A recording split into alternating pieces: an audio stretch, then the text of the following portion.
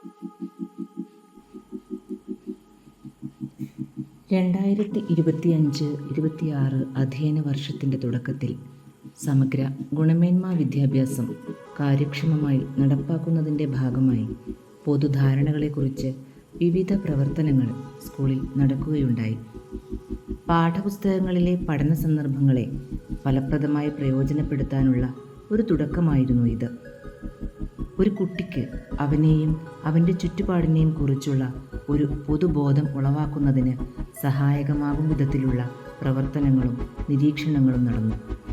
വ്യക്തിശുചിത്വം, പരിസര ശുചിത്വം, പൊതു ആരോഗ്യം, പോഷകാഹാരം, വ്യായാമം, ഡിജിറ്റൽ അച്ചടക്കം, പൊതുമുതൽ സംരക്ഷണം, ഗതാഗത നിയമങ്ങൾ തുടങ്ങി വിവിധ വിഷയങ്ങളിൽ കുട്ടികളിൽ വികസിക്കേണ്ട പൊതുധാരണകൾ വളർത്തുന്നതിനായി ഈ ദിവസങ്ങൾ പ്രയോജനപ്പെടുത്തി.